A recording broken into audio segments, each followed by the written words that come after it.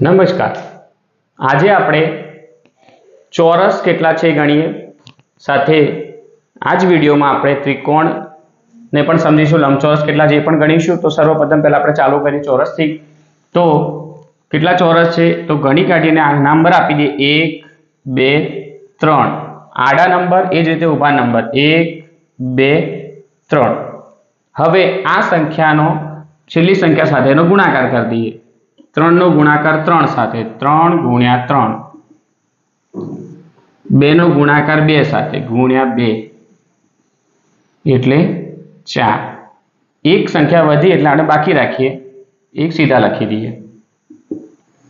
9 ને 1 10 ને 4 14। આ જ દાખલાને આપણે બીજી રીતે ગણવું થાય તે ગણી શકાય। નંબર આપી દઈએ 1 2 3 4, ઊભા નંબર આપીએ 1 2 3।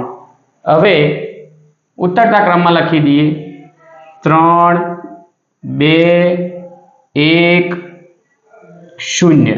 આને ઉતરતા ક્રમમાં લખી દઈએ 4 ગુણ્યા 3 ગુણ્યા 2 ગુણ્યા 1। નંબરિંગ કરી દઈએ તો 4 તરી 12, 3 દુ 6, 2 એકા 2, 1 ગુણ્યા 0 બરાબર 0। 12 ને 6 18 ને 2 20, આ આપણો જવાબ થશે 20। એ જ રીતે અહીંયા પણ એવા દાખલા આપેલા છે, ગણી કાઢીએ 1 2 3 4 5 6 7, ઊભી લાઈનમાં 1 2 3 4 5। હવે આ દાખલાને આની જેમ જ આપણે ગણવાનું શરૂઆત કરી દઈએ। તો ઉતરતા ક્રમમાં લખીએ 7 6 5 4 3 2 1।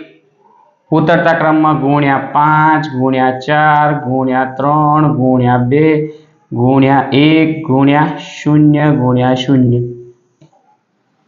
હવે આ બધાનો જવાબ લખી દે 7 પંચા 35, 6 ચોક 24, 5 તરી 15, 4 દુના 8, 3 એકા 3 0 0 85। અહીં 85 ચોરસ આપેલા છે। ઘણી વખત પરીક્ષામાં આવો દાખલો પૂછાયેલો છે। આને ગણીએ તો આ થોડી રીત બદલીશું આપણે, સિમ્પલ સમજી લે આને આ રીતે કે એક ચોરસ છે, આમાં કેટલા ભાગ તો લખી દે 1 2 3 4 અને એક આ મોટું ચોરસ વત્તા 1 બરાબર 5। તો બસ અહીંયા પણ એ જ પેટર્ન થશે, 1 2 3 4 અને એક આ મુખ્ય ભાગ એટલે 5 વત્તા એ રીતે 1 2 3 4 અને મુખ્ય ભાગ એટલે 5, કુલ 10 ચોરસ થશે। કેટલા ત્રિકોણ થાય સમજી લઈએ। આવી મોટી આકૃતિ જોઈને ચક્કર આવે તો સૌથી પહેલા આનું નાનું ફોર્મેટ જોઈ લઈએ। જો આ રીતે ત્રિકોણ આપ્યો હોય તો એને ખાલી નંબર આપીએ સરળતાથી 1 2 3 4। હવે આ બધાનો સરવાળો કરી દઈએ, 2 ને 1 3, 3 ને 3 6, 6 ને 4 10, જવાબ આવ્યો 10।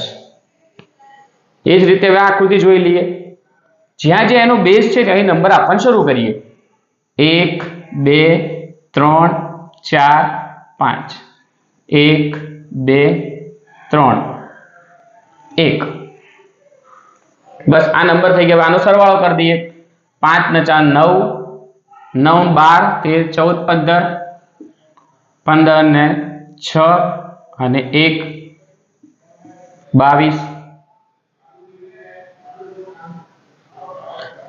હવે એ જ રીતે આ ત્રિકોણ આપણે ગણવાના છે, તો આનો સરવાળો કરીએ। જે વાત થઈ હતી એ જ કે આ બધા જ ત્રિકોણને બે ભાગમાં વહેંચીએ આપણે।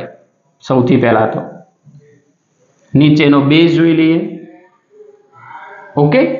તો આને બે ભાગમાં વહેંચીએ તો અહીંયાથી એક ત્રિકોણ બનશે આપણો, એવી રીતે અહીંયા ત્રિકોણ બને છે। તો આ રીતે નંબર આપી દઈએ 1 2 3 4, સરવાળો કરી દઈએ ફરી, 4 ને 3 7 8 9 ને 1 10, આ આખા જ ભાગનો જવાબ આવ્યો 10।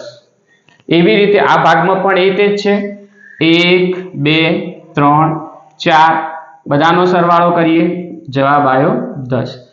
આપણે થાય કે 10 ને 10 20 એટલે આપણો જવાબ આવી ગયો, તો ના, અહીંયા આનાથી અલગ આકૃતિ છે, બે ભાગમાં વહેંચાયેલી છે એટલે એક ત્રિકોણ અહીંયા પણ બને છે. આ બેઝથી આપણે વિચારીએ તો એક ત્રિકોણ અહીંયા બને,